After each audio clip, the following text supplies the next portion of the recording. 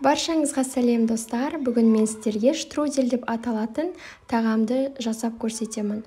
Ол үшін алдын ала қызып тұрған майымызға жуаны салып, қызартып пісіріп аламыз. Оны қуырып алғаннан кейін үстіне алдын ала кесіліп дайындалған етімізді салып, оны да 5-6 минут қуырып аламыз. Оның суы шыққаннан кейін үстіне дәміне қарай тұз, бұрышын салып, қалауыңызша томат пастасын қоссаңыздар да болады, паприка қосуға да болады. Осылардың барлығын қосып, үстіне су құйып, етімізді піскенге дейін 1 сағат көлеміне жай отқа қойып қоямыз. Оған дейін мен қамырын жасап көрсетейін. Ол үшін жылы суға 1 шай қасық тұз, 1 жұмыртқа қосып араластырамыз. Біздің қамырымыз шамалы қаттылау болу керек. Ұнды көз мөлшерімен салып отырыңыздар. Қамырға жеткілікті болғанға дейін саламыз. Және иін қандырып, осындай қамыр дайындап аламыз.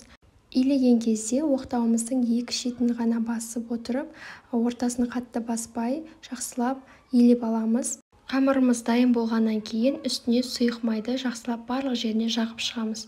Және 5-6 дана сарымсақты үкіштен өткізіп, үстіне салып, көкөністерді, яғни укропты да салып, үстіне өздеріңіздің қалауыңыз бойынша, әрине кейбір жандар ұнатпауы мүмкін, салмасаңыздар да ештеңе етпейді.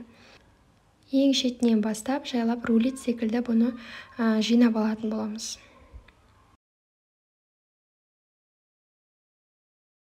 Біздің етіміз пісті. Енді оған 1 картоппен сәбізімізді салып, жақсылап араластырамыз. Дәмін көріп алыңыздар, мүмкін кішкене сорпасында жетіспейтін бұрыш, тұз болса қосып жіберіңіздер. Және де біздің дайын болған қамырымызды осылай бөліктерге бөліп аламыз және үстіне салатын боламыз. Кішкене су құйып, тағамымызға салып шығамыз. Және бетін жауып қойып қоямыз.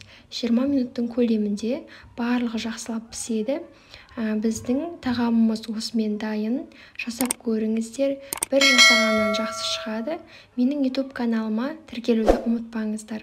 Ас болсын.